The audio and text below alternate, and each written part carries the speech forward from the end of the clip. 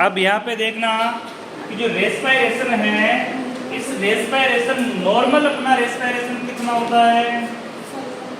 16 से 20। कितना होता है? 16 से 20। तो आगे बात करते हैं नॉर्मल रेस्पायरेशन रेट। ये कितना होगा?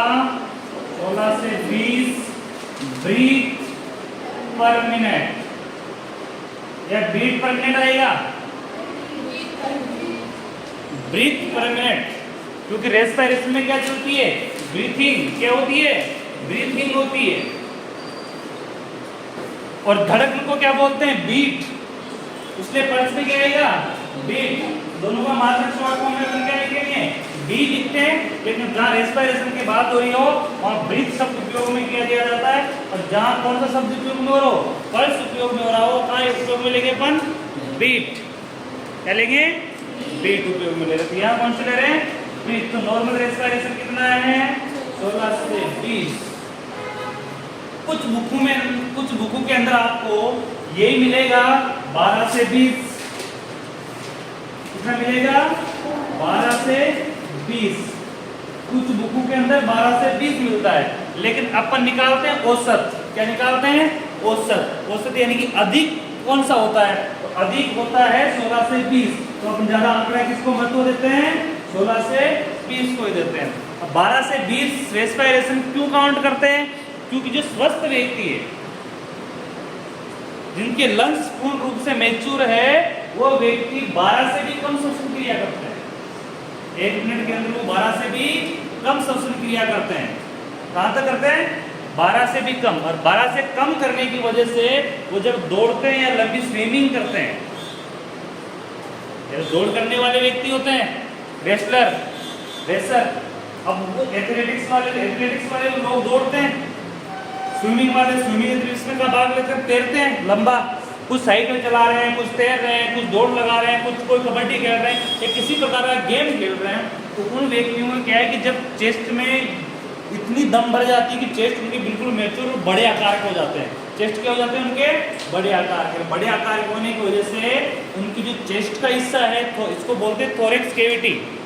कौन सी बोलेंगे? Thorax cavity. ब्रेन इस वाले हिस्से को कौन सी कैविटी में काउंट करते हैं? अपनी बॉडी की मुख्य 4 कैविटियां हैं। अपनी बॉडी की मुख्य 4 कैविटी। कैविटी का मतलब होता है गुफा। हिंदी में क्या बोलते हैं कैविटी को? गुफा। अपनी बॉडी की 4 मुख्य गुफाएं, यानी 4 खाली स्पेस है।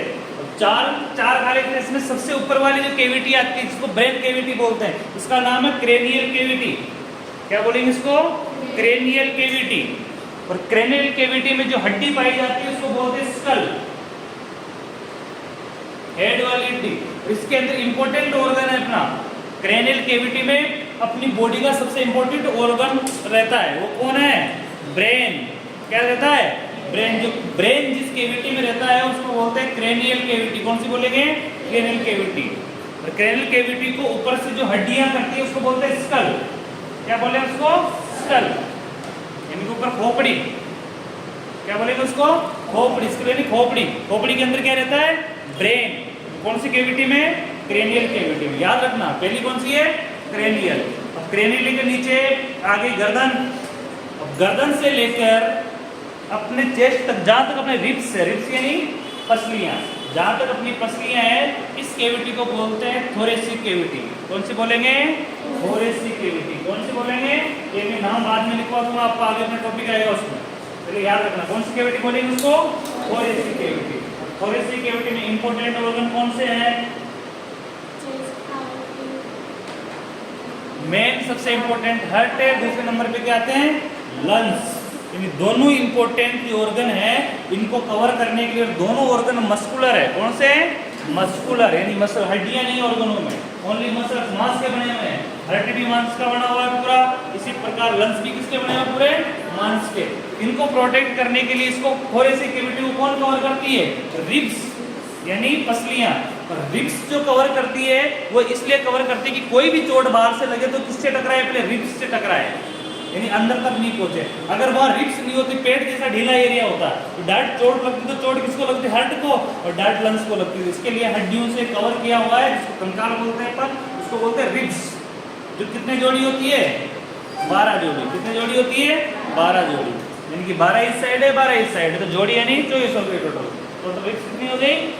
इसको बोलेंगे थोरेसिक कैविटी। थोरेसिक कैविटी के लिए यहाँ से लेकर जहाँ अपन पेंट बांधते हैं वहां का ऊपर वाला एरिया, ये वाला एरिया चेस्ट, इसको बोलते हैं एब्डोमिनल कैविटी। क्या बोलेंगे इसको? Abdominal cavity. एब्डोमिनल कैविटी में इंपॉर्टेंट ऑर्गन है दोनों तो किडनियां, जो अपने बैक साइड में स्पाइनल कॉर्ड से जुड़ी हुई है, दोनों तो किडनियां। इसके अलावा अपने आते और आमाशय, क्या है? आते हैं, आमाशय, लीवर है, ये सारी चीजें किसके अंदर आ गई? एब्डोमिनल कैविटी के अंदर। जैसे एब्डोमिनल कैविटी को पार होते ही अपना एरिया जाता है नीचे वाला, जान के ऊपर वाला एरिया, इसको बोलते हैं पेल्विक कैविटी। कौन सी बोलेंगे? Pelvic cavity. और पेल्विक कैविटी में एक बोन होती है, इसको बोलते हैं पेल्विक बोन, जो अपनी यहाँ जहाँ पेंट वगैरह बांधते हैं, जहाँ हड्डियां होती है, बटक्स की हड्डियां, यह महसूस होती है अपने को, इस हड्डी ये अपने बटक्स को कवर करती हुई, जिससे अपने फीमर बोन है अपने पैरों की, वो जुड़ती है डायरेक्ट। ये पूरी बोन एक ही है, ये पूरे बटक्स वाली एक बोन, पूरी बोन एक ही इस प्रकार से। ये इसको बोलेंगे, कौन सी बोन बोलेंगे इसको? Pelvic bone. तो पेल्विक बोन में कौन सी कैविटी होती है? Pelvic cavity. और इस पेल्विक कैविटी में जेनाइटल ऑर्गन रहते हैं। कौन से ऑर्गन इसमें? Genital organ. प्रजनन अंग है जितने भी मेल फीमेल के, तो कौन सी कैविटी में? Pelvic cavity. इसलिए अपनी बॉडी में कितनी कैविटी हो गई? क्रेनियल, थोरेसिक, एब्डोमिनल और पेल्विक। कौन कौन सी होगी? क्रेनियल, थोरेसिक, एब्डोमिनल और पेल्विस। याद रह जाएगी? ठीक है, आगे देखते हैं। अब रेस्पिरेशन की बात आ रही है, तो रेस्पिरेशन में बात करेंगे अपन, तो इसमें बात होती है थोरेसिक कैविटी की। कौन सी कैविटी की? थोरेसिक कैविटी की। और थोरेसिक कैविटी का स्पेस बढ़ जाता है, खिलाड़ी क्रिकेट रूम में क्या हो जाता है? बढ़ जाता है, जिससे इनके लंग्स बड़े हो जाते हैं, सामान्य से अधिक इनमें वायु बढ़ने लग जाती है, जिसकी वजह से ये ओनली 10 से 12 बार ये श्वसन क्रिया करते हैं। कितनी बार? 10 से 12 बार। इसलिए लंबा दौड़ते भी हैं तो ये जल्दी से हांपू दापू नहीं होते हैं, हांपड़ी नहीं छूटती, दम नहीं घुटता है। अपन नॉर्मल व्यक्ति हैं, अपन न तो क्रिकेटर न खिलाड़ी हैं और नहीं वर्ध अवस्था में, अपनी स्थिति क्या है? अपन न तो कोई एथलेटिक्स के भाग से हैं और नहीं क्या है अपना वर्ध व्यक्ति हैं, मीडियम बीच के व्यक्ति हैं। तो अपनी होती है लगभग 16 के आसपास। अपनी ब्रीथिंग कितनी होती है? लगभग 16 के आसपास। जब ओल्ड व्यक्ति होता है, ओल्ड व्यक्ति में ब्रीथिंग होती है 18 से 20 के आसपास। इसलिए सारा औसत मिला के कितनी आती है? और दूसरी कंडीशन, इससे जो कम है, कम को क्या बोलेंगे?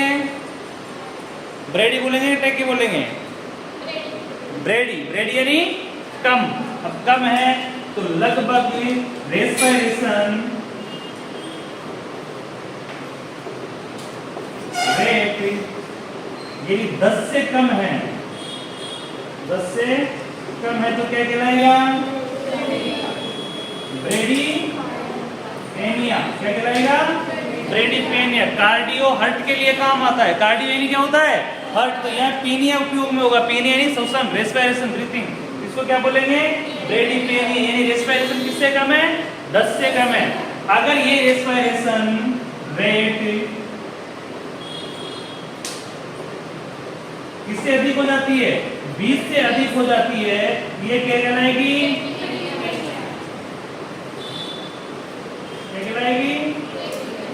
टेकीपेनिया। क्या कहलाएगी? टेकीपेनिया। यानी कि अधिक। किससे अधिक? 20 से अधिक। तो 10 से लेकर 20 के बीच में सारी श्वसन क्रियाएं क्या कहलाती है? नॉर्मल ही कहलाती है। क्या कहलाती है? नॉर्मल। ये 10 से लेकर 20 के बीच में कोई व्यक्ति श्वसन क्रिया कर रहा है तो वो नॉर्मली कहलाती है। ऐसे देखें तो आंकड़ा एग्जिट होता है, एग्जिट आंकड़ा देखें तो अपन कितनी मानेंगे? 16 से 20। तो नॉर्मल औसतन अपन ये देखते हैं। ठीक है, रेस्पिरेशन के अंदर कहां तक पढ़ लिया अपन ने? अब रेस्पिरेशन के अंदर चरण हो रहे हैं। चरण है, चरण यानी भाग। तो रेस्पिरेशन के कितने टाइप है? 3 टाइप्स यानी भाग। कितने भाग है? 3 भाग है। 3 भाग का मतलब एक तो हो गया एक्सटर्नल, एक्सटर्नल रेस्पिरेशन। सेकेंड हो गया इंटरनल रेस्पिरेशन। थर्ड क्या हो गया? पोज। पोज का सीधा सीधा मतलब होता है रुकना। पोज अपन मोबाइल में किसी गाना चला रहे हो तो कहते हैं इसको पोज कर दो, यानी कि उसको बंद कर दो। इसका मतलब पोज का मतलब सीधे क्या होगा? बंद करना या रोकना। क्या होता है? रोकना। अब बात होती एक्सटर्नल की। एक्सटर्नल रेस्पिरेशन तो किसे कहेंगे? इंटरनल रेस्पिरेशन किसे कहेंगे? एक्सटर्नल रेस्पिरेशन नाक से लेकर लंग्स तक की जो प्रोसेस हो रही है ये किसके जरिए हो रही है? एक्सटर्नल के जरिए। जैसे ब्लड डीऑक्सीजनेटेड होके आ रहा है किसके पास? लंग्स के पास। लंग्स से क्या ले रहा है वो? ऑक्सीजन ले रहा है। अब वहां कार्बन डाइऑक्साइड दे रहा है और क्या ले रहा है? ऑक्सीजन ले रहा है। यानी नाक से लेके जो लंग्स तक की प्रोसेस है वो किसके अंदर आएगी? एक्सटर्नल के अंदर। कहां तक की? नाक से लेके लंग्स तक की जो श्वसन क्रिया है, जैसे श्वसन ले रहे हैं बाहर निकाल रहे हैं, श्वसन ले रहे हैं और बाहर निकाल रहे हैं। एक प्रोसेस तो ये हो गई, नाक से श्वसन लिया और बाहर निकाल रहे हैं, तो ये पहली प्रोसेस हो गई। सेकंड प्रोसेस, ब्लड आ रहा है लंग्स के पास और वापस जा रहा है, ब्लड आ रहा है वापस जा रहा है। ये कौन सी प्रोसेस हो गई? Second process. ये दोनों प्रोसेस किसके अंदर होती है? एक्सटर्नल के अंदर होती है। ये दोनों प्रोसेस किसके अंदर होती है? एक्सटर्नल के अंदर होती है। यानी कि एक के ऊपर से नाक से जा रही है श्वसन वापस आ रही है, और दूसरी प्रोसेस ब्लड आ रहा है डीऑक्सीजनेटेड CO2 लेके, और क्या लेके जा रहा है? O2 लेके हार्ट तक जा रहा है। ये प्रोसेस कौन सी हो गई? एक्सटर्नल हो गई। इंटरनल प्रोसेस कौन सी होगी? इंटरनल प्रेशर, हार्ट धड़क रहा है, हार्ट धड़कता है, ऑक्सीजन किसके पास जा रहा है? टिश्यू के पास। किसके पास जा रहा है? टिश्यू के पास। और टिश्यू को क्या दे रहा है? अपनी सेल है उसको क्या दे रहा है? ऑक्सीजन दे रहा है, और उनसे वापस क्या ले रहा है वो? Carbon dioxide. क्या ले रहा है उससे? CO2। और CO2 लेके किसके पास आ रहा है वापस? हार्ट के पास आ रहा है। तो वो हार्ट से ऑक्सीजन लेके जाता है और ऑक्सीजन टिश्यू को देता है, और कार्बन डाइऑक्साइड वापस लेके किसके पास आता है? हार्ट के पास। ये कौन सी प्रोसेस हो गई? इंटरनल प्रोसेस, क्योंकि अंदर के अंदर हो रही है। कौन सी प्रोसेस है? Internal process. और इन दोनों के बीच में, एक्सटर्नल और इंटरनल दोनों के बीच का जो गैप है, दोनों के बीच में जो गैप है, जैसे श्वसन क्रिया नाक से श्वसन अंदर ले रहे हैं फिर वापस निकाल रहे हैं, तो उसके बीच में कुछ ब्रेक ले रहे हैं अपन। ऐसा तो नहीं कोई ले रहा है डायरेक्ट लेता ऊपर नीचे हो रहा है, ऐसा तो कुछ नहीं है। अगर ऐसा होता तो 1 सेकंड में 2 बार श्वसन क्रिया करते हैं, तो अपने श्वसन रेस्पिरेशन कितना हो जाता है? लगभग 100 के आसपास। कितना होता है? 100 के आसपास। तो अपन क्या ले रहे हैं? इतना नहीं ले रहे हैं, 10 से 12 बार ले रहे हैं, 15 बार 20 बार मान सकते हो 1 मिनट में। तो अपन कम से कम 3-4 सेकंड में 1 बार श्वसन क्रिया कर रहे हैं। ये कर रहे हैं 3 सेकंड मिनिमम मानो इसमें श्वसन क्रिया अपन कर रहे हैं। उसके बीच में अपन एक अंदर जाने में आधा सेकंड लगता है, वापस आने में आधा सेकंड लगता है, लगभग 2 सेकंड उसको अपन क्या करते हैं? अंदर रोकते हैं। दोनों के बीच में ब्रेक है ना, उस ब्रेक को बोलते हैं पोज, रोकना। श्वसन क्रिया को रोकना, उसको पोज कहेंगे।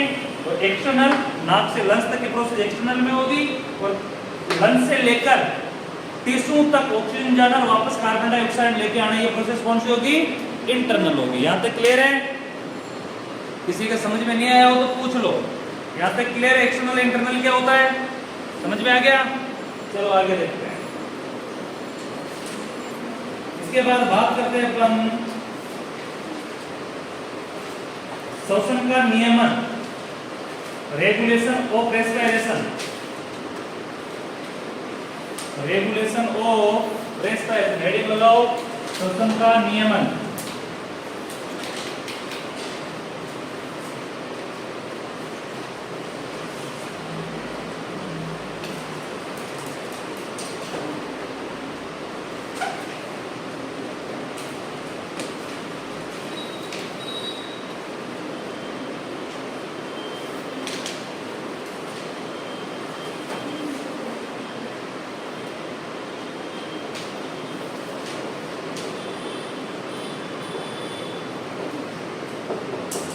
रेगुलेशन ऑफ रेस्पिरेशन,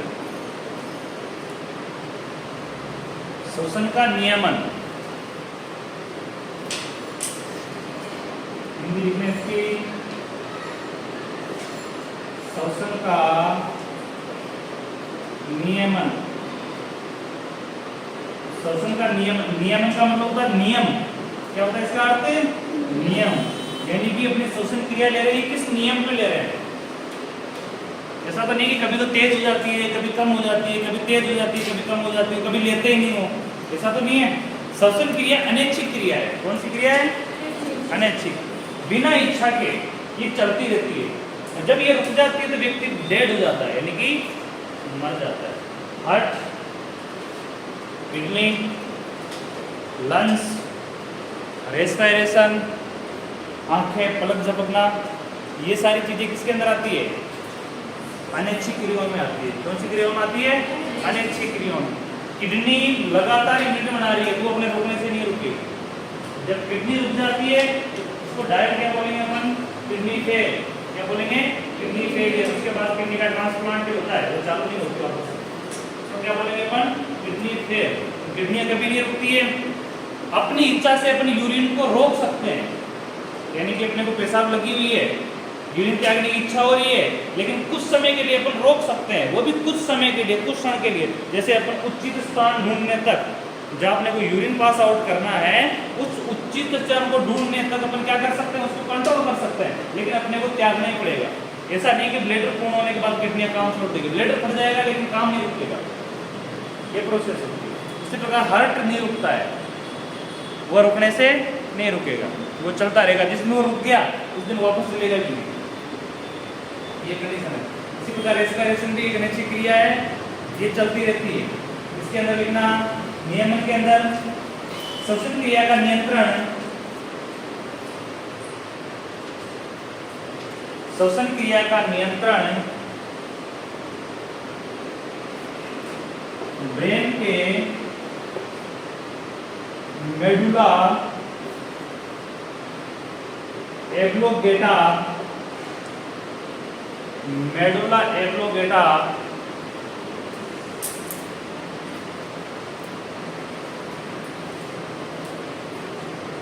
एब्लोगेटा द्वारा किया जाता है। मेडुला एब्लोगेटा द्वारा किया जाता है।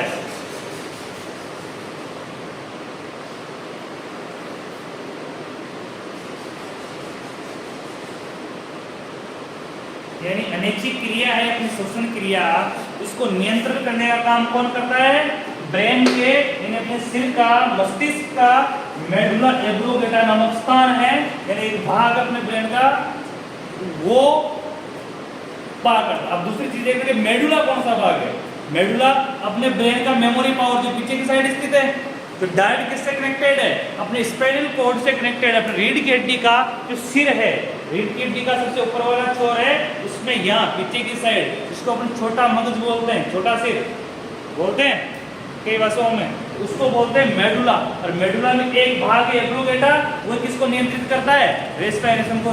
जैसे प्रत्येक पार्ट अलग अलग है, उसके प्रत्येक पार्ट अलग अलग चीज को नियंत्रित करते हैं, तो इसको कौन करता है? मेडुला एब्लोगेटा। और ये सारा जो यहाँ से आगे तक का जो ब्रेन है अपना, ब्रेन पूरा बहुत बड़ा होता है, लगभग 1400 ग्राम के आसपास होता है, 1.5 किलो के आसपास का। उसमें से ये 100 ग्राम का होता है मेडुला, 100 ग्राम से भी छोटा, नीचे वाला। इसके अलावा ये वाला हिस्सा है, ये अपना प्रोसीजर है। ये क्या है? प्रोसीजर। सोचने की क्रिया इसके पास है, समझने की क्रिया इसके पास है, कान से सुनेगा भी यही, उसके बाद उसको फिल्टर भी यही करेगा, और मेडुला तक यही पहुंचाता है बात को। यानी कि हर प्रकार की जो एक्टिविटी है, जैसे अपन बात करते हैं, एक कंप्यूटर चलाते हैं, कंप्यूटर में एक शब्द होता है, जिसको एक पात्र होता है, सामान होता है, पीसी, क्या बोलते हैं? सीसी।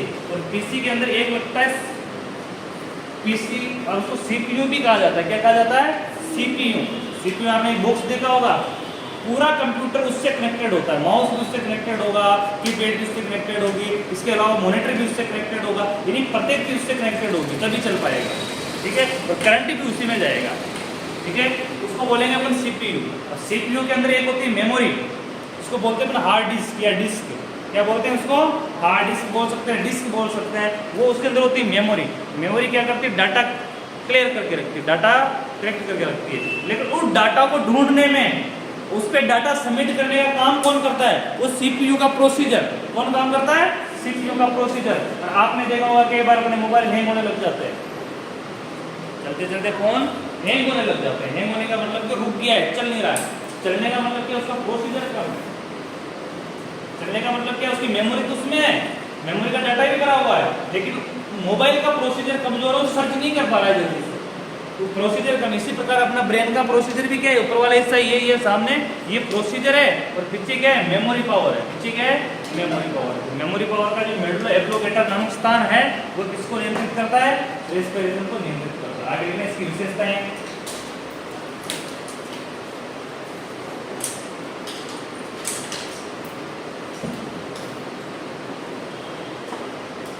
लगाओ विशेषताएं।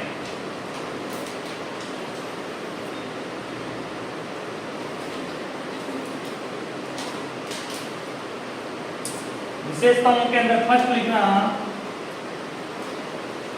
Respiration rate. रेस्पिरेशन रेट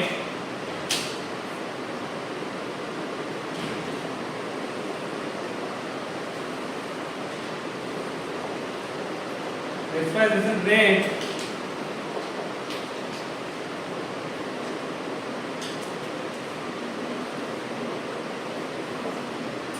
अलग अलग एज में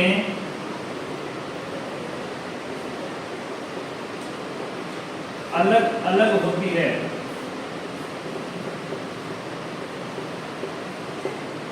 रेस्पिरेशन रेट अलग अलग एज में अलग अलग होती है।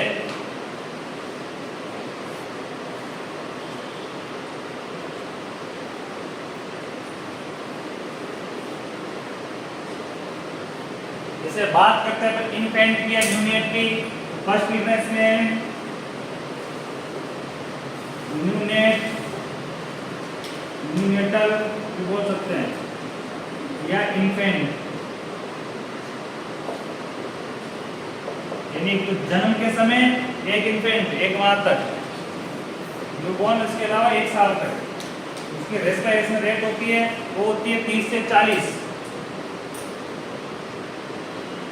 40 ब्रीथ पर मिनट, एमटीएस मिनट्स। तो न्यूनेटल या इन्फेंट में, नवजात बच्चे में रेस्पिरेशन कितनी होती है, 30 से 40 पर मिनट, यानी कि बहुत ज्यादा। क्योंकि क्यों होती है, छोटा बच्चा है तो उसको तो ऑक्सीजन की जरूरत कम होती है बड़े की अपेक्षा, उसमें श्वसन क्रिया इतनी कम ज्यादा क्यों होती है, रेस्पिरेशन इतना ज्यादा क्यों होता है?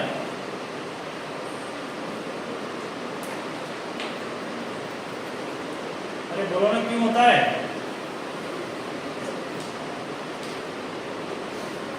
क्यों होता है? क्योंकि उसके लंग्स मैच्योर नहीं होते हैं। क्या मैच्योर नहीं होते हैं? लंग्स, उसके जो लंग्स है वो मैच्योर नहीं होते, अनमैच्योर होते हैं।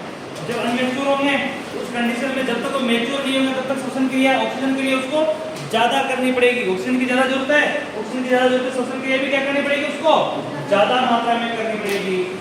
आगे देखना दूसरा, किशोरावस्था, सेकेंड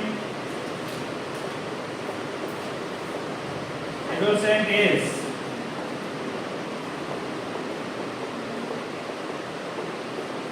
किशोरावस्था।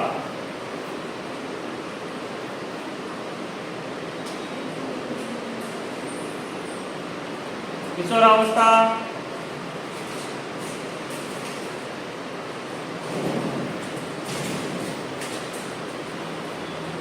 20 ब्रीथ पर मिनट। किशोरावस्था में लगभग कितनी होती है, 20।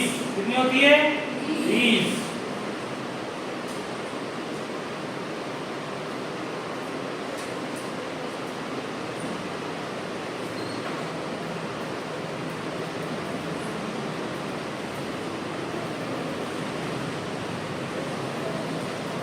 फिर बात करते हैं एडल्ट की।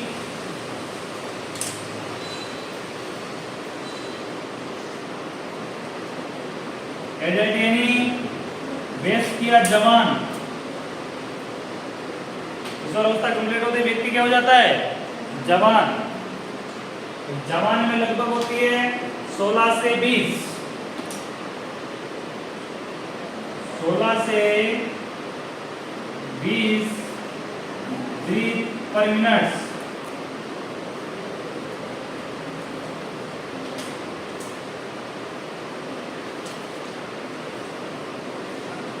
इसलिए अपन नॉर्मल 16 से 20 पढ़ते हैं।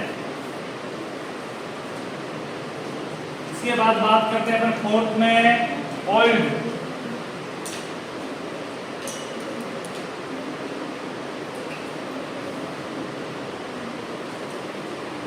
ओल्ड एज, ओल्ड एज में ये हो जाती है 10 से 24 बीट पर मिनट।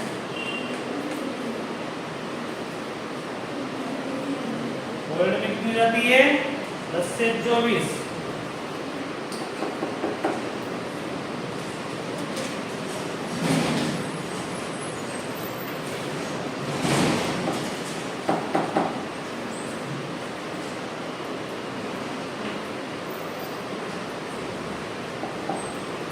तो लिख लिए। नेक्स्ट ईयर वगैरह लिखना।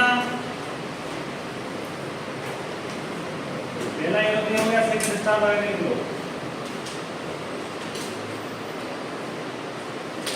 इसमें लिखना सेक्स।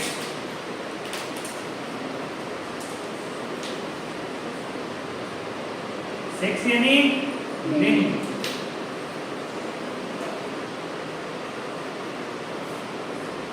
सेक्स का क्या प्रभाव पड़ता है इसमें?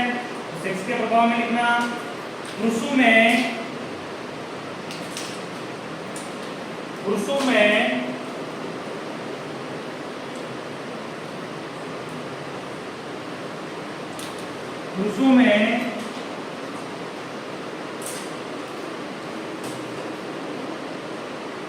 श्वसन दर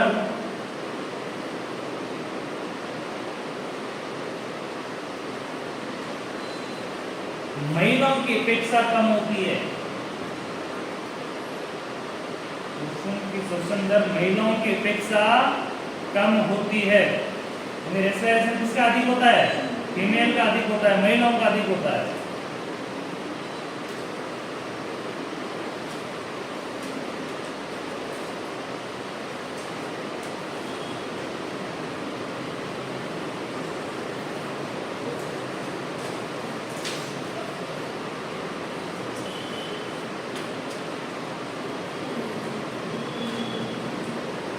आगे देखना थर्ड स्टार, फ्लावर स्टार लगा सकते हो।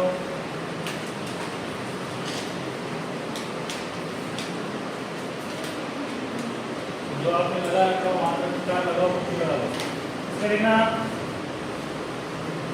विभिन्न प्रकार की भावनात्मक स्थिति में, विभिन्न प्रकार की भावनात्मक स्थिति में श्वसन दर प्रभावित होती है।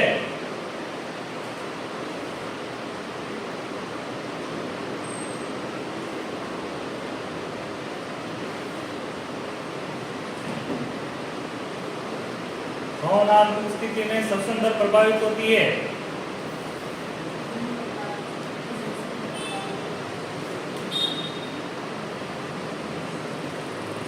एवं प्रारंभिक में रेस्पिरेशन रेट की श्वसन दर बढ़ जाती है।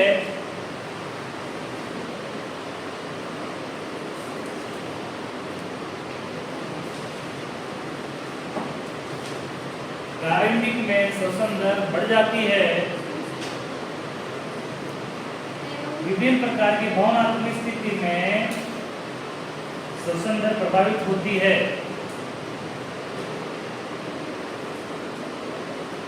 प्रारंभिक में श्वसन दर बढ़ जाती है।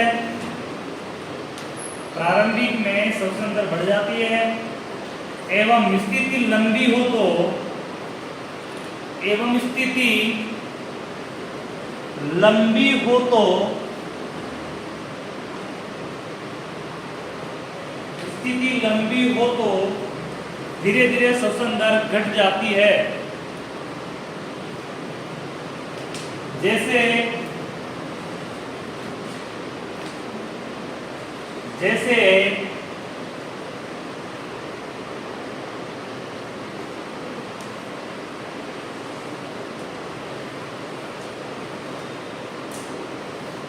भय, भय का मतलब क्या होता है? डर। जब व्यक्ति डरता है तो क्या कंडीशन होती है?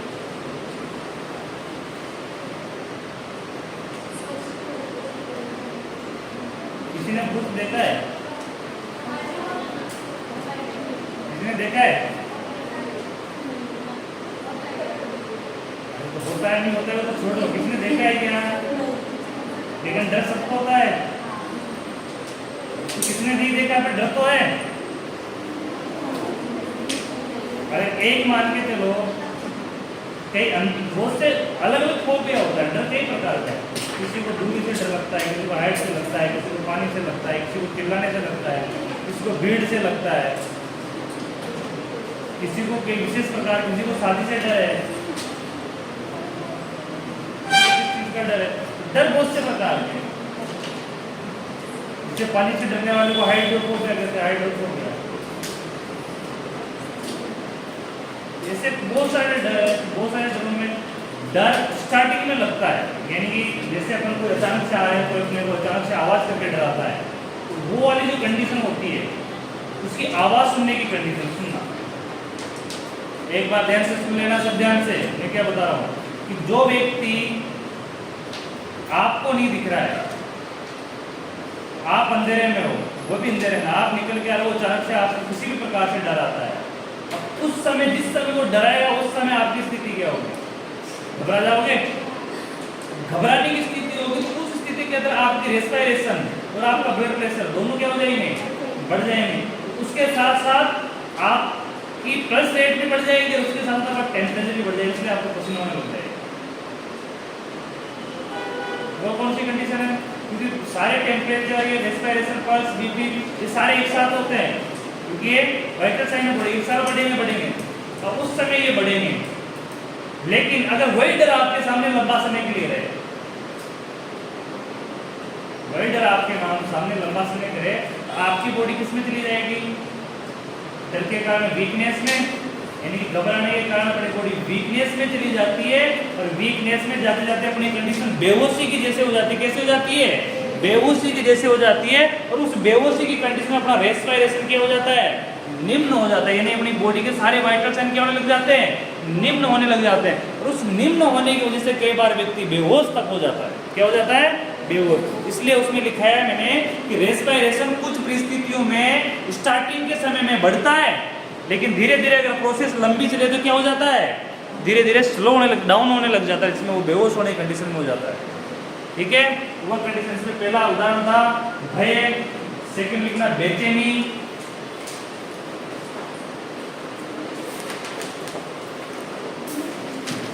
बेचैनी, और बेचैनी को बोलते हैं एंजाइटी। इंग्लिश में क्या बोलते हैं उसको? एंजाइटी। और डर यानी होता है फोबिया। डर किसको कहेंगे? फोबिया। बेचैनी को एंजाइटी। और इसके अलावा क्रोध, अगला है क्रोध।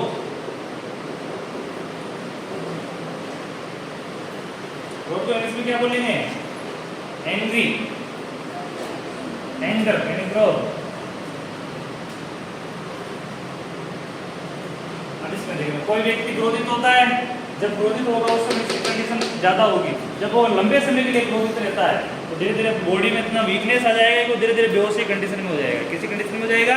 बेहोशी कंडीशन में। क्रोध भी लंबा अच्छा नहीं होता है, कोई भी चीज लंबी अच्छी नहीं होती। जैसे व्यायाम करते हैं अपन, व्यायाम करेंगे तो स्टार्टिंग में जब व्यायाम करने जाते हैं तो अपन जोरदार से काम करते हैं, कितना जोर जोर से। जैसे व्यायाम की मतलब आप खेत में काम करने जाते हो, कोई भी काटने पीटने खोदने कुछ भी जाते हो तब अपन जोश के साथ काम करते हैं, दबा के फुर्ती के साथ, यानी दौड़ दौड़ के काम करते हैं, यही करते हैं। और जब वही प्रोसेस दिन भर चलती है तो शाम के समय फिर आप काम करते हो, उठने में भी दिक्कत आती है। फिर बोलो आपको काम करने के लिए, तो काम तो करते हो आप, ऐसा नहीं काम नहीं करते, लेकिन उस कंडीशन में उठने तक की दिक्कत होती है, यानी उठने में भी अपने हाथ पैर काम छोड़ देते, इतनी वीकनेस बॉडी में हो जाती है। यानी कि स्टार्टिंग में बढ़ रहा था और लास्ट में क्या हो जाता है? कम।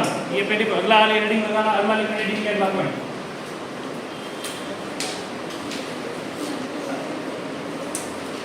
व्यायाम में श्वसन प्रभावित होती है, व्यायाम से श्वसन प्रभावित होती है।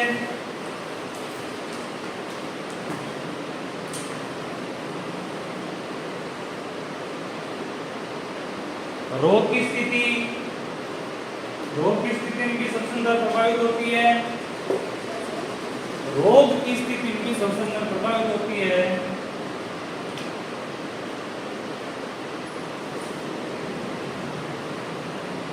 लास्ट लिखना, भोजन के बाद श्वसन दर घट जाती है या बढ़ जाती है। अरे खाने के बाद श्वसन दर घटती है, बढ़ती है,